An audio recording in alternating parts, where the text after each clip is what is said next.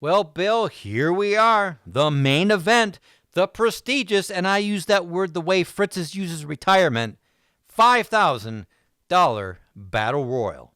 $5,000 in 1981, Joe. Enough to buy a used Trans Am, a month's rent in Highland Park, or 6 Von Erich-sized sedatives. Or 1 Gary Hart plane tickets to Atlanta. One way, no refunds. Entering the ring, Bruiser Brody, Ali Mustafa, Hercules Ayala, Tim Brooks, Brian Blair, Jesse Barr, José Lothario, Raul Mata, Chief Billy White Cloud, Chang Chung, the Lawman. The Lawman. Nothing says Texas like a guy dressed like he wandered away from a spaghetti western on Channel 39. That's the WCCW ecosystem for you. Some veterans, some future stars, some guys who look like they beat people up in parking lots for free. Then there's Brody, who does the same thing, but for money. Look at this, 12 grown men packed tighter than the sportatorium on a humid night.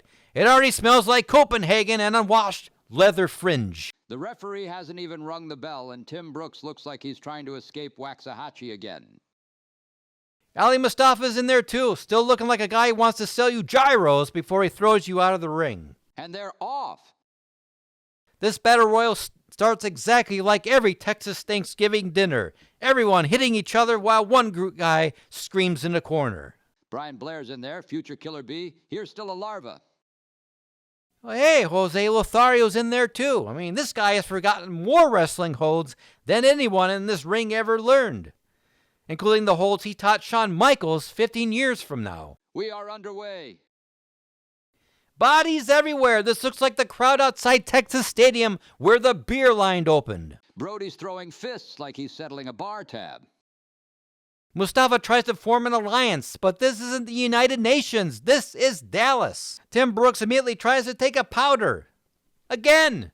This man hates wrestling more than Bronco Lubitsch hates counting. Brody is clubbing anything that moves.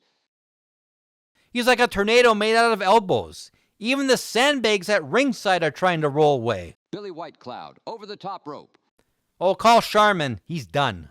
The Lawman eliminated. Justice served, barbecue style. Chang Chung out. His tenure Texas ends after 4 minutes, 2 chops, and 1 regrettable booking decision. Brian Blair is somehow still alive.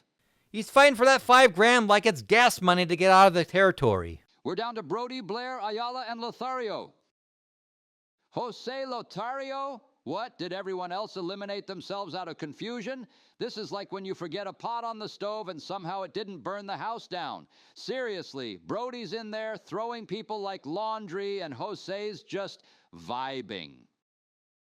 José Lothario has been eliminated from the Battle Royal. He dies as he lived, confused, surrounded, and yelling something in Spanish at Hercules Ayala. He may be gone, but his legacy of stubborn rope-hugging will echo forever through the halls of Reunion Arena. Lawman Tim Brooks charges at Bruiser Brody. Bad idea. Wait a minute, Tim Brooks, where did he come from? Tim Brooks still here? This man has the survival instincts of a cockroach in a nuclear blast. Tim Brooks reappears out of nowhere. Did someone press the wrong button and accidentally summon him? I must question the lawman's judgment. Attacking Brody is the wrestling equivalent of poking a grizzly bear with a breadstick. Goodbye, Hercules. Back to Puerto Rico to feud with Carlos Colon. Bruiser Brody wins the $5,000 Battle Royal. He looks furious, Bill. Like Fritz paid him in promotional Bibles instead of cash. Brody storms out of the ring with the money. Just another day at the office. Stretch a few guys, scare a few kids, cash a check. A Texas classic. And that concludes the Wrestling Star Wars Spectacular. A night of great wrestling, great drama, and great, Battle Royal confusion. Dallas leaves happy, Brody leaves paid, Tim Brooks leaves concussed, and the Von Erichs leave adored. Just another Sunday in 1981 Texas. Well, Bill, that does it. Star Wars 81 is in the books, the first chapter of our long, slow descent in the cinematic universe known as the lamentable tragedy of world-class championship wrestling.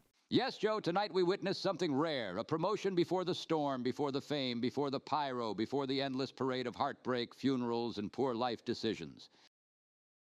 Ah, yes, the good old days. Back when the Von Erichs were merely local phenomenons, and not yet Greek tragedies and cowboy boots. We saw the kids, Kevin, David, Kerry, still bright-eyed, still hopeful, still convinced that the world was theirs for the taking, and for a little while, it really looked that way. We saw Fritz, too, in his trademark black turtleneck, looking like a retired art professor who moonlights as a dictator of a small island. But yet, he still had that gleam in his eye. The one that said, "I will book my sons forever." This was a Dallas promotion on the rise before the Christian Broadcasting Network turned it into television spectacle, before entrance themes, before Freebirds versus everybody, before the lights got too bright, and the pressure got too heavy. This was a glimpse of innocence, the last we'll see for quite some time. Oh yes, fans, from here the wave is about to crest. World class is about to become a phenomenon. And then, well, we all know where the roads of tragedy led, but we walked them anyway. So join us next time as we continue our journey up the mountain toward fame, toward chaos, toward destiny, and eventually toward inevitable heartbreak.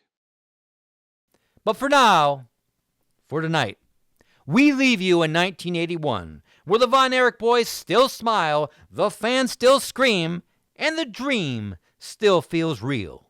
And remember, the tragedy hasn't started yet, but it's warming up in the bullpen. Good night, folks.